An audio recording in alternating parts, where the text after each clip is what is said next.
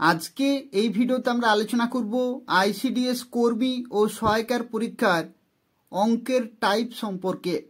অর্থাৎ যে সমস্ত টাইপগুলো তোমাদের পরীক্ষার জন্য খুবই গুরুত্বপূর্ণ সেই সম্পর্কে আলোচনা করব। তো এখানে দেখো, প্রথম প্রশ্নে বলা হচ্ছে একটি মিশ্রণে তিনটি পদার্থের পরিমাণ যথাক্রমে ৭৫.৬%, ২৩.০৪% এবং ১.৩৬%। ২৫ লিটার মিশ্রণে কোন পদার্থ কতটুকু আছে? অর্থাৎ তিনটি পদার্থের কথা এখানে বলা হয়েছে এবং তিনটি পদার্থের শতকরা পরিমাণ কিন্তু দেয়া রয়েছে এবং মোট ২৫ লিটার মিশ্রণ রয়েছে। তো সেই মিশ্রণে পদার্থগুলো কত লিটার করে আছে সেগুলো আমাদেরকে কিন্তু বার করতে হবে। তো এই ধরনের টাইপ কিন্তু তোমাদের পরীক্ষার জন্য খুবই গুরুত্বপূর্ণ এবং এই ধরনের অঙ্ক যদি আসে তাহলে দেখো এখানে বলা হয়েছে যে কোন পদার্থ কতটুকু আছে, অর্থাৎ প্রথম পদার্থ কতটুকু আছে, দ্বিতীয় পদার্থ কতটুকু এবং তৃতীয় পদার্থ কতটুকু আছে। তো এখানে ২৫ যে লিটার রয়েছে, ২৫ লিটার এটা হচ্ছে মোট। তো মোটের সাথে এখানে কিন্তু গুণ করতে হবে। মোট হচ্ছে ২৫ লিটার এবং তার সাথে প্রথমেরটা কিন্তু গুণ করতে হবে ৭৫.৬% গুণিত ৭৫.৬%। তো ২৫ গুণিত যদি ৭৫.৬% তোমরা করো তো সেখানে কি হবে? ২৫ গুণ ৭৫.৬% মানে কি? এটা হবে ৭৫৬, দশমিকের জন্য ১, আর যতগুলো সংখ্যা ততগুলো শূন্য। তো একটি সংখ্যা আছে, তো সেক্ষেত্রে একটি শূন্য। আর এখানে পার্সেন্টেজের জন্য হবে ১০০। এটা কাটাকাটি করলে আমরা পেয়ে যাব প্রথম পদার্থ কতটুকু আছে। ঠিক আছে, তো এইভাবেই যতগুলো পদার্থ এখানে বলা হয়েছে, প্রথম পদার্থ, দ্বিতীয় পদার্থ, তৃতীয় পদার্থ, এগুলো কিন্তু আমরা পরিমাণগুলো বার করতে পারবো। তো এটা দেখো, যদি তোমরা কাটাকাটি করো তো সেক্ষেত্রে কি হবে? ২৫ ৪ ২৫-এ ১০০। এবার ৪ দিয়ে ৭৫৬কে কাটাকাটি যায়, ৪ একে ৪, ৩ থাকলো, তাহলে ৩ মানে ৩৫, ৪ ৮টে ৩২, ৩ থাকে ৩৬, ৪ ৯ ৩৬। তাহলে কত হচ্ছে? ১৮৯ আর নিচে আছে ১০। তো ১০ দিয়ে ভাগ করলে কি হবে? ১০ দিয়ে ভাগ করলে এক ঘর পরে দশমিক হবে, তো সেক্ষেত্রে ১৮.৯। ঠিক আছে, যদি এখানে ১০০ থাকতো তাহলে দু ঘর পরে দশমিক হতো। যেহেতু এখানে একটি শূন্য আছে তো সেক্ষেত্রে এক ঘর পরে দশমিক। ঠিক আছে, তাহলে ১৮.৯ হচ্ছে প্রথম পদার্থের পরিমাণ, ১৮.৯ লিটার। ঠিক আছে, লিটার কিন্তু হবে এখানে প্রথমের উত্তর। এরপরে এটা হচ্ছে প্রথম পদার্থের জন্য। এবার তোমরা যদি দ্বিতীয় পদার্থের ক্ষেত্রে বার করো তো সেক্ষেত্রে এখানে দেখো, দ্বিতীয় পদার্থের ক্ষেত্রে বলা হয়েছে ২৩.০৪%। তো একই রকমভাবে দ্বিতীয় পদার্থের জন্য ২৫ গুণিত ২৩.০৪%। তাহলে কি হবে? ২৫ দিয়ে এটাকে গুণ করতে হবে, তাহলে কি হবে? ২৩.০৪ মানে কি? ২৩০৪ এবং নিচে হবে দশমিকের জন্য ১, যতগুলো সংখ্যা ততগুলো শূন্য। তাহলে দুটি সংখ্যা আছে, তো সে কারণে দুটি শূন্য হয়ে গেল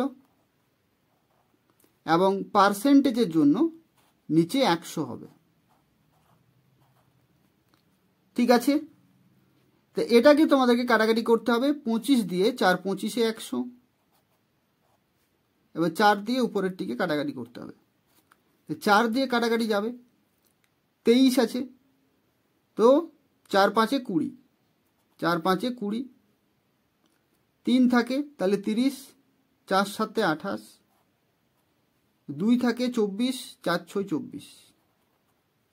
নিচে দেখো ১০০ আছে, 100 মানে কি দুটো শূন্য, তাহলে 2 ঘর পরে দশমিক হবে, তাহলে 5.76, 5.76।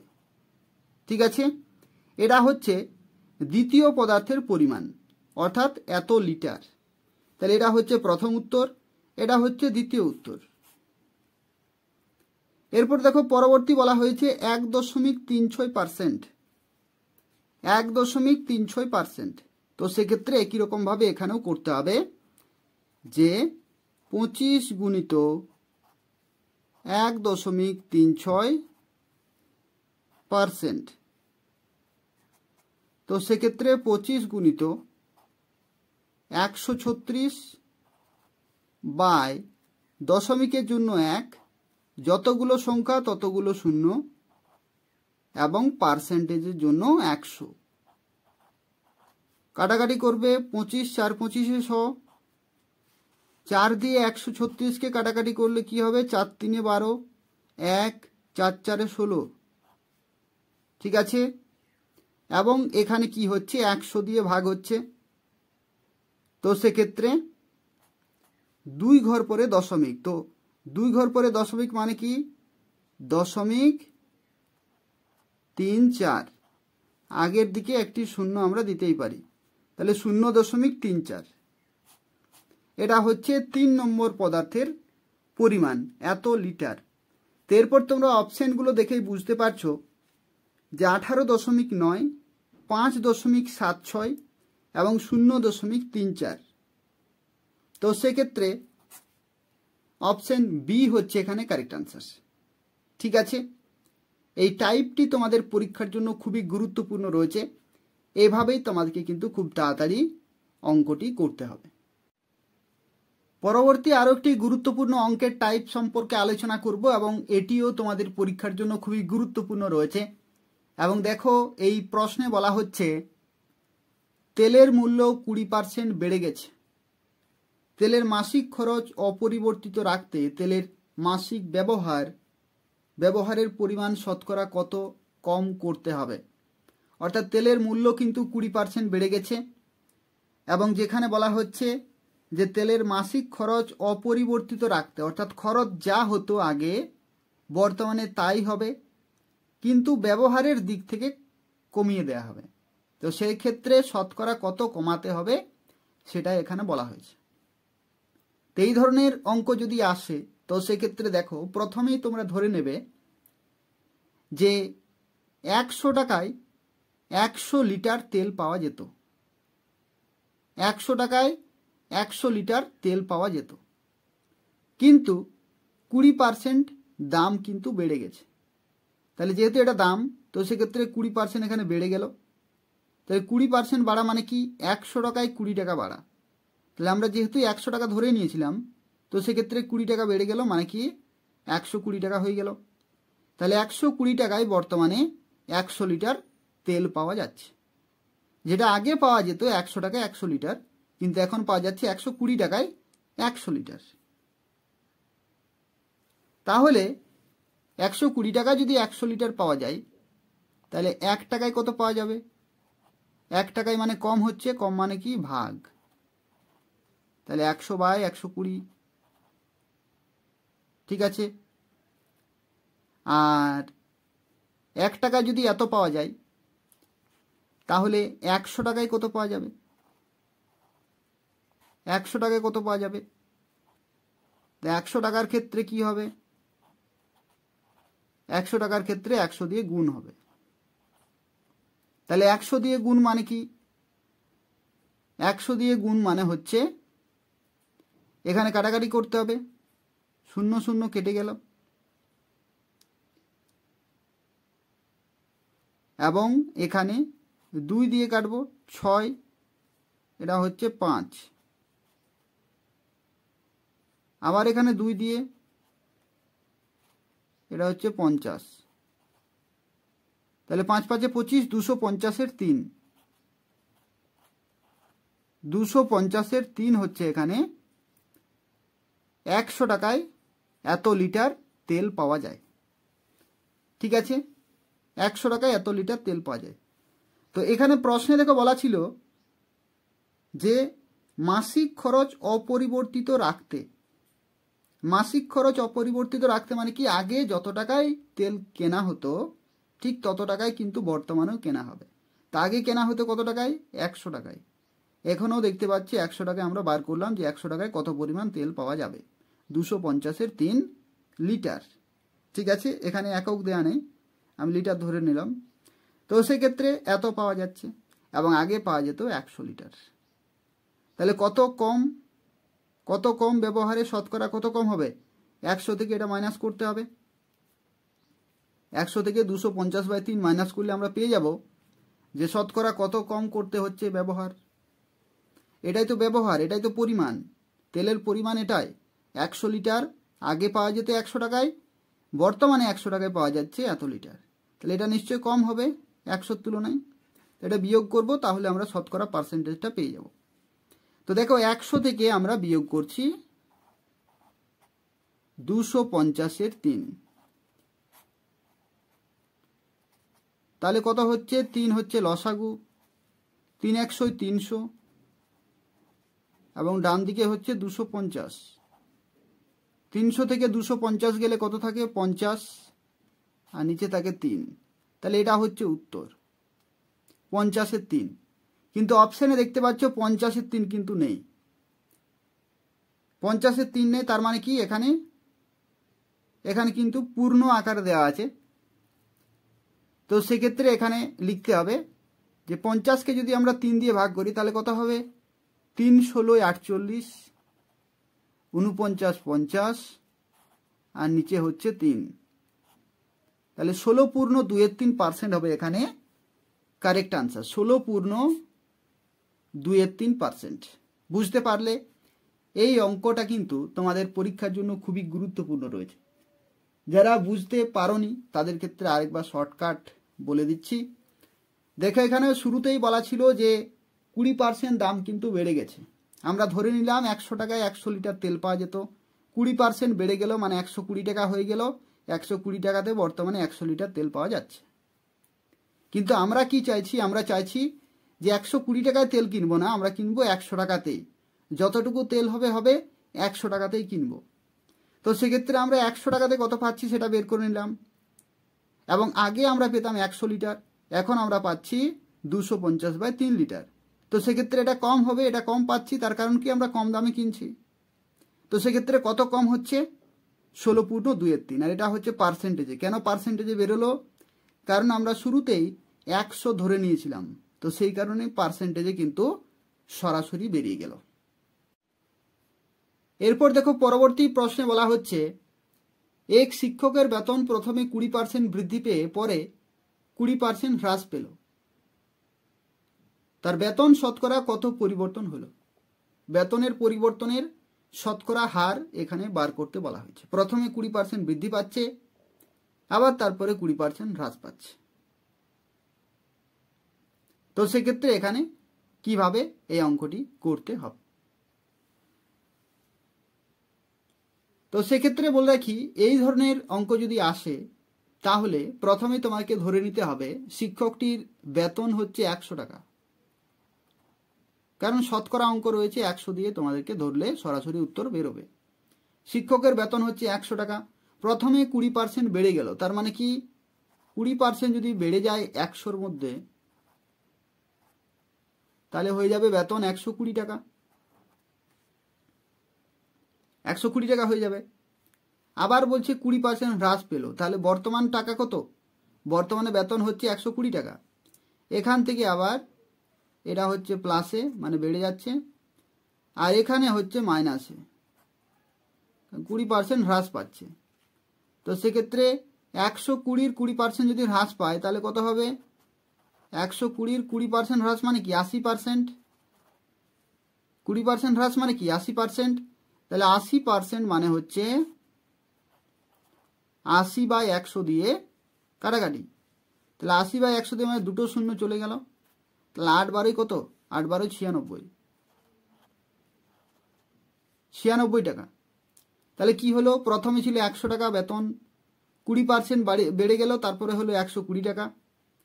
20% হ্রাস পেল, তখন হয়ে গেল 96 টাকা। তো সেক্ষেত্রে তার বেতন শতকরা কত পরিবর্তন হলো? আগে ছিল 100, এখন হলো 96। কত পরিবর্তন হলো? 100 বিযুক্ত 96 সমান হচ্ছে 4%।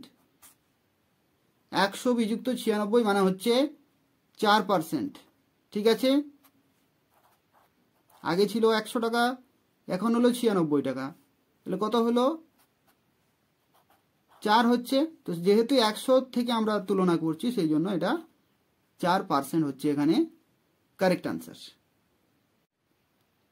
পরবর্তী প্রশ্ন থেকে বলা হচ্ছে এক ধরনের পিতলে তামা ও দস্তার পরিমাণের অনুপাত 5:2।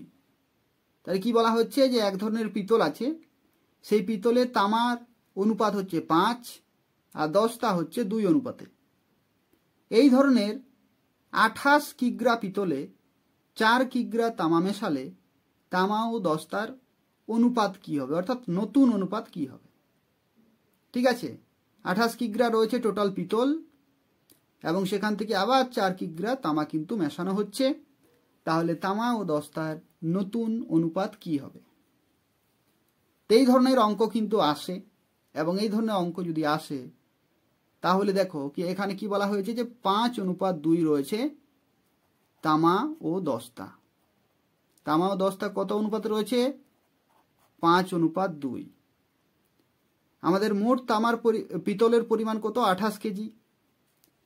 28 কেজি আমাদের পিতল রয়েছে।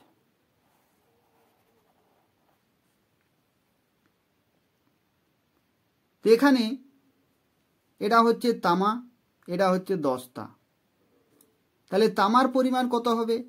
তামার পরিমাণ যদি তোমরা বার করতে চাও তাহলে হয়, এখানে দেখো দুটো অনুপাত আছে 5 আর 2, তাহলে 5 আর 2, তাই যদি তামার অনুপাত তোমরা বার করতে চাও তাহলে 5 লিখবে উপরে, নিচে লিখবে এই দুটো অনুপাতের যোগ, 5 আর 2 7,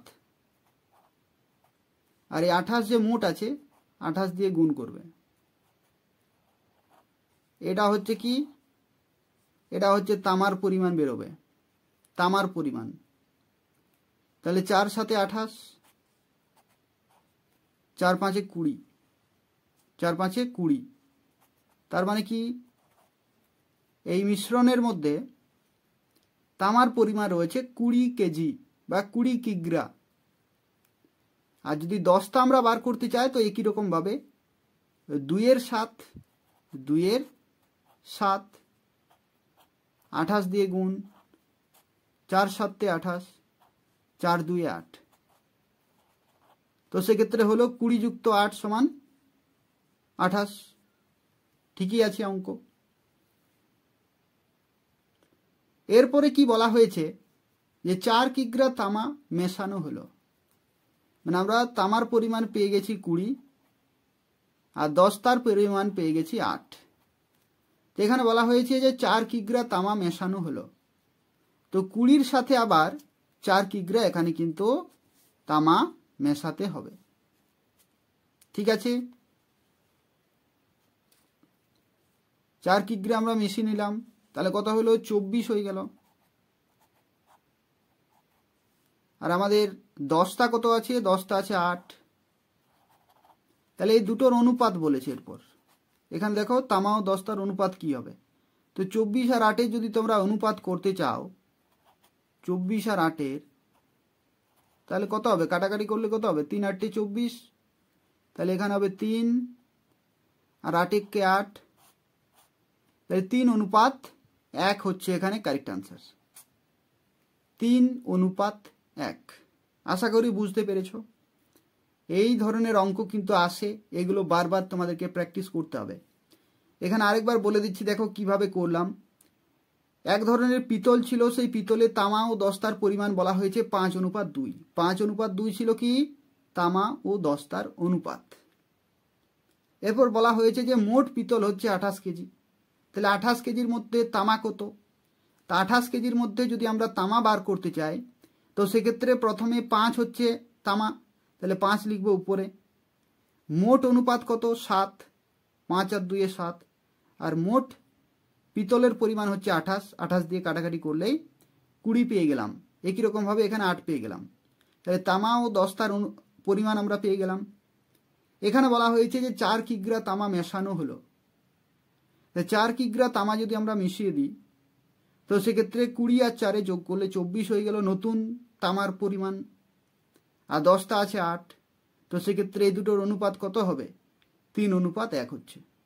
অপশন বি হচ্ছে এখানে কারেক্ট আনসার। তো এই ছিল আজকের গুরুত্বপূর্ণ 4টি টাইপ, এবং পরবর্তী ভিডিওগুলো খুব তাড়াতাড়ি আসবে।